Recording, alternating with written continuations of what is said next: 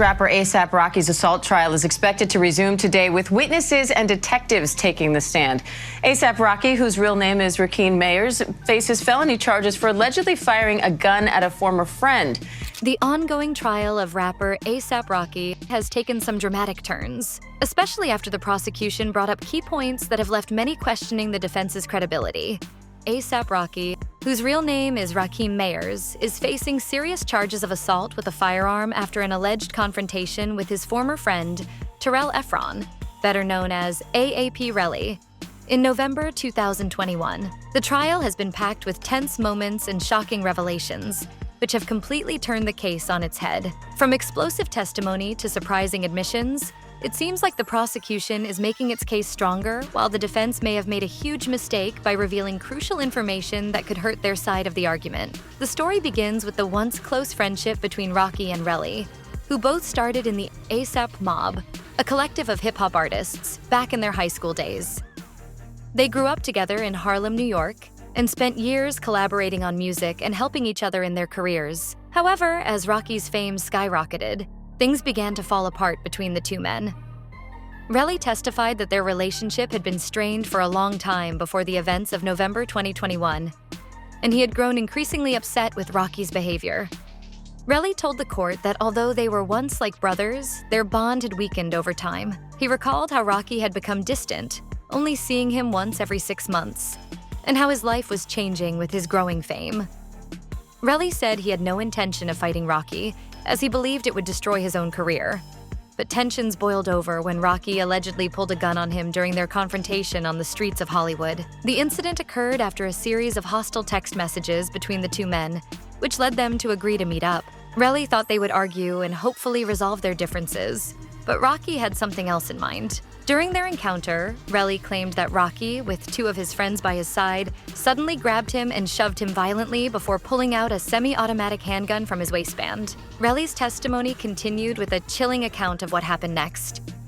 He said that when Rocky pointed the gun at him, he was in complete disbelief. "I couldn't believe there was a gun in my face," Relli said, recalling the terrifying moment. He told the jury that he had asked Rocky, "What are you doing with a gun?" just before everything escalated, but the worst was yet to come. As Relli continued his testimony, he became more forceful, describing how he had heard Rocky make threatening remarks during their encounter, including saying, "I'm going to kill you."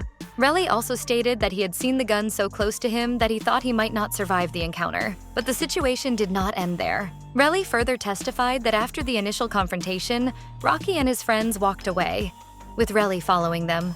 He claimed that about a block later, the altercation resumed, and Rocky allegedly fired 2 shots at him.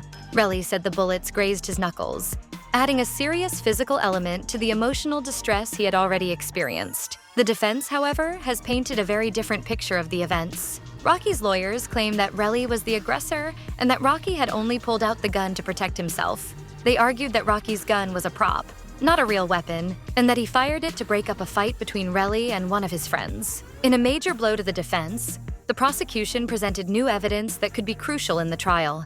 They introduced a bombshell ballistics report that links a 9mm Glock 43 gun, allegedly owned by Rocky, to the spent shell casings found at the scene of the shooting. This ballistics report had been kept hidden until the prosecution revealed it late in the trial, catching the defense off guard. The defense was furious, with Rocky's attorney, Joe Tacopina, claiming that this evidence should have been shared earlier and accusing the prosecution of ambushing him. Tacopina argued that this new evidence should be suppressed and the trial should be delayed until the defense had the chance to review the report thoroughly with their own experts. The judge, however, did not agree with the defense's request. He decided to allow the ballistics report into evidence, but told the defense that they would have the chance to consult their own experts at the court's expense. While the report does not directly prove that Rocky is guilty, it ties his alleged gun to the crime scene, giving the prosecution a significant advantage. A key element of the defense's case is that Rocky did not use a real gun during the incident, but rather a prop gun, commonly used in music videos and movies. Tacopina argued that the gun was a starter pistol used for scaring off attackers, and that it was not capable of firing real bullets. He claimed that Rocky had been carrying this gun for security reasons, especially after being targeted in previous violent incidents. To strengthen this argument, the defense pointed to the fact that the gun was not found by police at the scene or in Rocky's possession when he was arrested. Instead, they suggested that the gun might have been a prop that only fired blanks, not real bullets. Tacopina also questioned the legitimacy of the photos showing Relli's injuries, suggesting that the blood on his hand might have been from scraping it on the pavement, not from a gunshot wound. However, the prosecution has disputed these claims.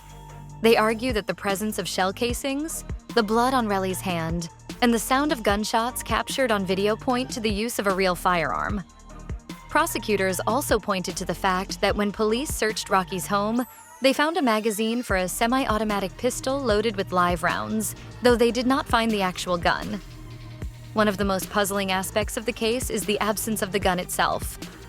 Despite searching Rocky's home and finding ammunition, the police did not recover the gun that was allegedly used in the shooting.